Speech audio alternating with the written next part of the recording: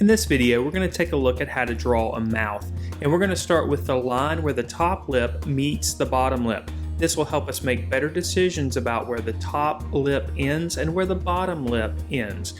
So we'll start by making this line. And for most closed mouths, this line is going to be somewhat of a mashed M. It won't typically be a straight line. It'll have a couple of slight humps in the middle, and you might find that the mouth you're drawing has slightly upturned corners. Once this line has been defined, we can look at the outlines for the top part of the lip and the bottom part of the lip. Now these lines are going to be drawn very lightly. In fact, everything we're drawing here at the beginning stages are done very lightly with an HB pencil or a regular number 2 pencil. We're just going to look at these lines and try to define where the top lip ends here. We are going to go back at a later stage and erase parts of these lines because the transition from the lip to the mouth needs to be a smooth one instead of having a hard line there.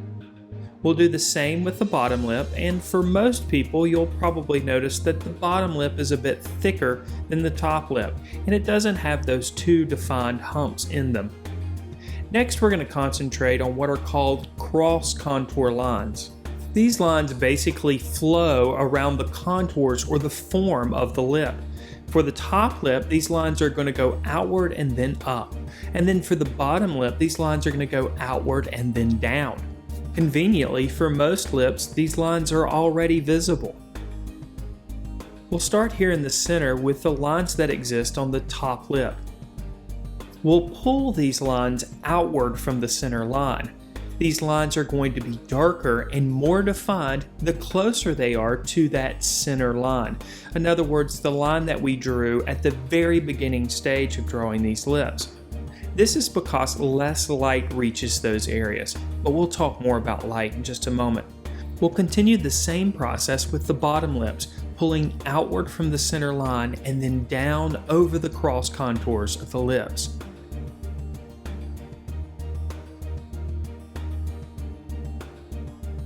Now that we've got our contours defined, we can start to think about the light source. In this example, our light source is originating from the upper left side. This is going to produce areas that are darker on the right side and closer to that center line where less light is able to penetrate. These are the areas that we're going to slowly build up with darker values. In most cases, the light source will be originating from above. This will make the top lip overall darker in value, and there'll be just a bit of darker value right underneath the bottom lip.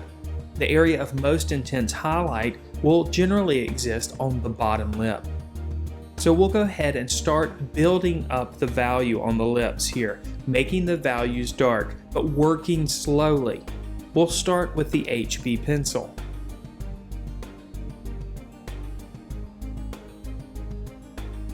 There are small areas of highlight that exist all throughout the lips. In order to create these highlighted areas, or these very light white or light valued lines, we're going to create darker values next to them.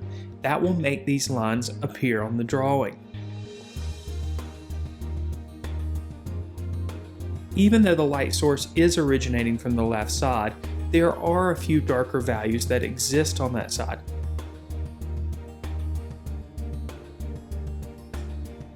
We'll cautiously and slowly build up the value. It's a good idea to work slowly. You can always make an area darker in value, but making an area lighter is a bit more complex and may require erasing. As you build up the value through shading, your pencil will become duller. Take advantage of this, as a duller pencil will create smoother transitions of value from dark to light.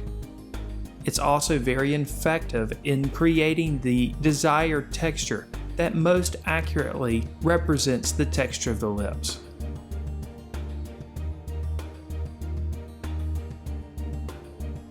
Now we'll continue to work on the bottom portion of the lips. Here again, the values are going to be darker closer to that center line. The texture is also a slight bit different on the bottom lips. Some of the contour lines extend further down and are wider lines.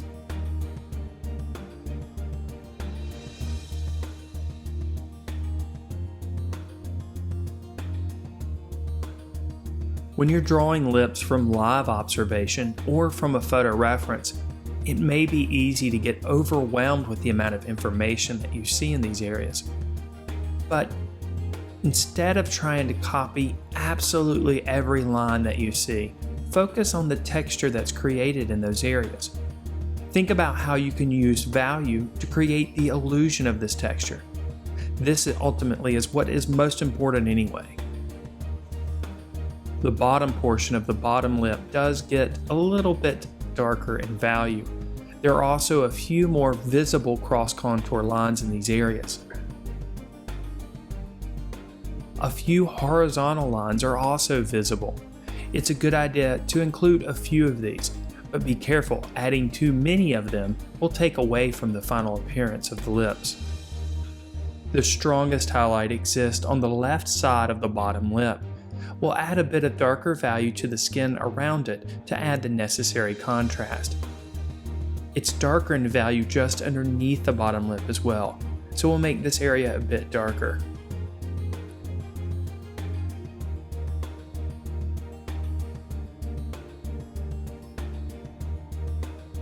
Now we'll take a kneaded eraser and lightly dab, pulling up some of the graphite on the upper lip. This will remove that strong line that we created in the beginning stages of the drawing. We want the transition from the lips to the skin to be a smooth one without a visible line. You'll notice that the texture is different from the lips to the skin. We can create a different texture by just changing the directional lines that we make with our pencil.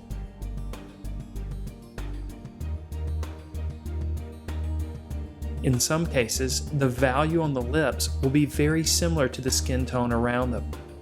This is why those directional lines are so important. We'll also add a bit of value to indicate the location of the philtrum, or that little dimple right above the lips. It's darker on the side that's the opposite from the light source, and it's a little bit lighter on the side that's facing the light source. We'll also continue to add subtle changes in value in the skin and the face around the lips. Since this is not a direct straight-on view of the lips, part of the side of the face is visible here. We'll create a soft line by creating darker values in this area. We'll continue to create the necessary values and texture of the skin underneath the lips. Now we're going to use a softer pencil. I'm using a General's Layout pencil, which is about equivalent to a 4B pencil. We're going to go in and start making some of the values darker.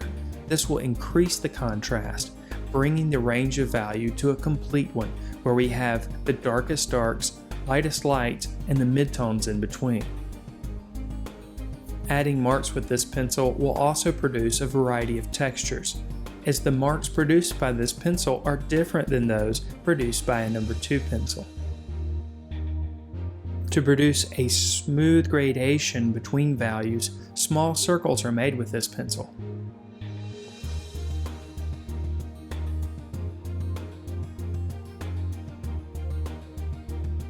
We'll continue to push the darker values, especially in the areas that are closer to that center line.